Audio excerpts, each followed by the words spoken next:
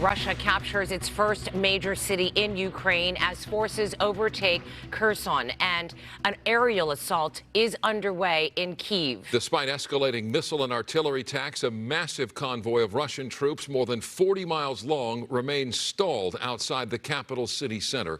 Here's a live look at Ukraine. With major cities now under siege, thousands of men, women, and children are sheltering in subway stations, hoping to avoid the worst of the war as Russians bear down on the capital. A look tonight now at the menacing 40-mile-long convoy of Russian forces outside Kyiv. The Pentagon says the Russian forces may be regrouping after meeting strong resistance from the Ukrainians. And the humanitarian crisis grows. The UN Refugee Agency says 1 million people have fled Ukraine since Russia invaded the country a week ago. That is more than 2% of Ukraine's population. We have team coverage of the deadly war, and we begin with KTLA's Pedro Rivera with today's developments. Pedro? Yeah, as you mentioned, the new numbers released tonight by the United Nations are painting a picture of panic in Ukraine, the largest mass exodus of people we've seen this century at one time. At this hour, more explosions are being reported in the capital city of Kyiv and other large cities as the United Nations reports 752 civilians have now been killed since the start of this conflict. For the first time since this invasion, Russia has grasped full control of a Ukrainian city. Video after video displaying the Russian invasion continuing in Ukraine's largest cities. This explosion in Kyiv is so massive it changed the night sky today for a matter of moments. And in Kherson, the city is definitely under Russian control. Russia has been able to seize the port city, the first major Ukrainian city under Russian control, according to officials. This Kherson resident has seen the takeover firsthand.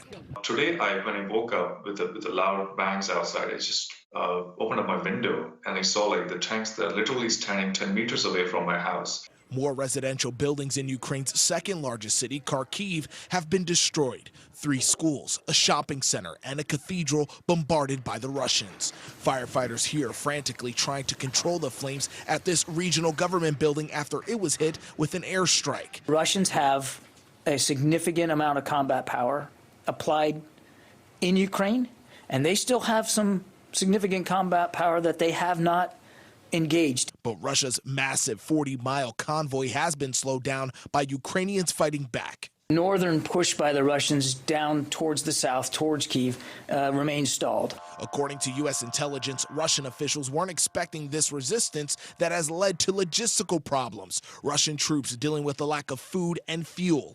Russian military officials are claiming to have lost around 500 soldiers, but Ukrainian government officials dispute the number, saying it's in the thousands. Wherever they go, they will be destroyed.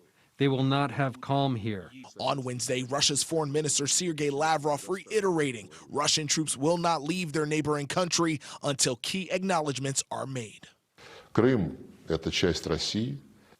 recognitions of Donetsk and Luhansk People Republic. There should be no armament that may threaten Russia's security.